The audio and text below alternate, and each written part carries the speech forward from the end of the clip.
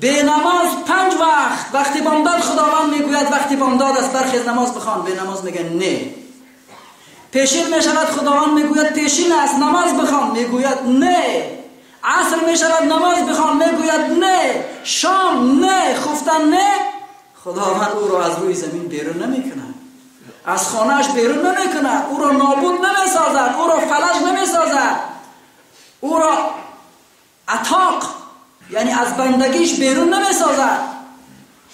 در روی زمین خدا هست، از اکسیژن الله استفاده میبرد، از حیاتی که الله برای او داده است، از مزایا، از نعمتهای خداوند میخورد.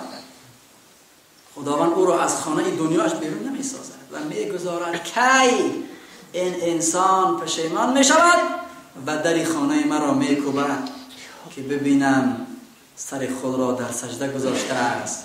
وقتی انسان شرابی برمتوخی به نماز وقتی از گناه خسته می شود و در الله را میکوبد در خانه را، وقتی که سر به سجده می اندازد 1 بار و 2 بار و 3 بار و دعا می کند رب اغفر ورحم، خدایا مرا ببخش رحم کن نفهمیدم، 2 بار و 3 بار خدا نمی بخشد و دفعه سوم ملائکه را جمع می کند، می گوید ای مردم، ای ملائک بدانید من از این بنده شرم کردم. حضرت سعدی می فرماید کرم بین و لطف پروردگار، گناه بنده کند او شرمسار. اذا شاب شعر العبد و ضعف بصره و شاب شعره و انحنى ظهره.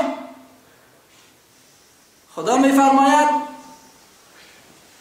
زمانی که بنده موی سرش سفید شد، کمرش خم زد، دندانهایش ریخت، استخوانهایش سست شد و میگه فاستحی منی انی استحی منک. ای بنده، ای موسفید، ای موسفید زانی، ای موسفید گناهکار، از من شرم کن که من از تو شرم میکنم. گناه بنده کند او شرمسار. برادر عزیز، نماز کسی که نمیخواند 5 وقت خدا را نمیگه، 5 وقت در یک روز اطاعت نمیکنه و خداوند او را با رحمت خود میآورد و عهد و پیمان را میشکند. پس اولین پرسش در روز قیامت، اولین سوال و جواب بین بنده و خداوند از حق الله آغاز می شود، از نماز می شود. مسئله نماز.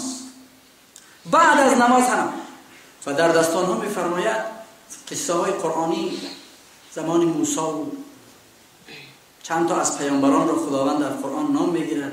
بعد می فرماید خداوند بعد از اینکه اینها گذشتن، این نمازخوان ها گذشتن، امت های خوب گذشت، فخلف من بعدهم خلف اضاعوا الصلاة واتبعوا الشهوات. بعد از اینها میگه جانشین های آمدن، جانشین های ناپاک نادرست، جانشین های آمدن بعد این پیامبران پاک و امت های پاک که به خوبی از اینها پیروی نکردن، جانشین خوب نکردن. چیکار کردن؟ اضاعوا الصلاة واتبعوا الشهوات. عبادت های پیامبران و امتان گذشته را که بر سرشان لازم بود ترک کردند. اضاعوا الصلاة واتبعوا الشهوات. از شهوت ها پیروی کردند، از پی زنا شدند، از پی فحشا شدند، از پی فاحشه خانه ساختن شدند، از پی راحت ها و معیشت و مترفین خوشگذرانی شدند، پروای هیچ کس نکردند. واتبعوا الشهوات. پس چی شد؟ فسوف یلقون غیا. چی می شود؟ روز محشر که جان گداز بود، اولین پرسش از نماز بود، مسئله نمازت حل نشد، الله میفرماید فسوف یلقون غیا. این به نمازها، اینهایی که ضایع کردن نماز را و پیروی از شهوت ها کردند و زنا و فحشا را گسترانیدند در روی زمین، فسوف یلقون غیا، بزودی داخل غی میگردند. در غی نگاه کردیم مفسرین نوشتند یک وادی، یک میدان خطرناک در دوزخ است که هر روز چند بار دوزخ‌های دیگر از خدا پناه می‌طلبند که ما را از کنار همین وادی دور کن. غی یک دوزخ خطرناک که هر روز دوزخ‌های گرد این دوزخ از خداوند التماس میکنند که یا الله ما را از پیش همین وادی غی دورتر کن که طاقت نمی‌آوریم، نشود که ما دوزخ‌ها را در داخل غی بندازیم. جای به نماز ما تا خیال میکردیم منافقا جاشون خطرناکتر است. ان المنافقین فی الدرک الاسفل من النار.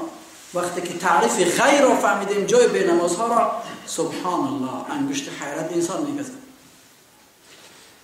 چرا؟ چون که به نماز از منافق خطرناکتر است. منافق ایرا میگن که میان نماز میخونن باید چی رعایت میکنه، باید نماز در پیش مردم مسلمان و در پیش خدا میگه من زور دیدی نمیخوام نماز، برای کم شب با نماز، تو که نماز خواندی چیکار کردی؟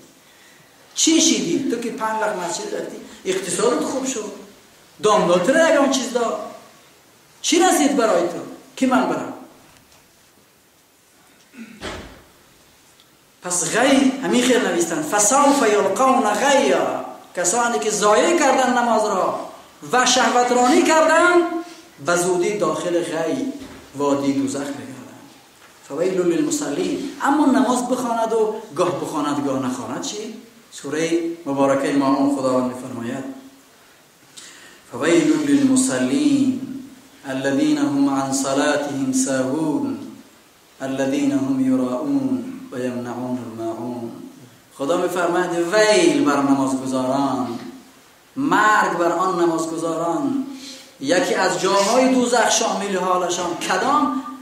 الذين هم عن صلاتهم ساهون، آن نمازگزارانی که گاه میخوانند گاه نمیخوانند. وقتی که رمضان میشود میگه که رمضان رفتگی باز بیا، به نمازها را نماز یاد بیا. وقتی که رمضان نزدیک میشه میگه میبین نمازخوان زیاد. سبحان الله، تراویح یک سنت عادی از پیامبر، مسجد پر، نمازی که 500 سال در چاه دوزخ انسان برای میمونه، فرض گفتن پروا نداره. وقتی تراویح میشه همه نماز خوان. ما مردم برای آمدن تراویح سرزنش نمیکنیم، بیایند، اما دیگرها هم خواندن در کار. برادران عزیز، یک نماز، یک رکعت نماز، 2 رکعت نماز از هزارها تراویح بالاتر است. او فرض است، گفته خداوند است، عاقبت خطرناک دارد. وقتی تراویح میشود مسجدها پر، بعد از عید بیا با 4-5 مسافری است که در خانه در کار نیست.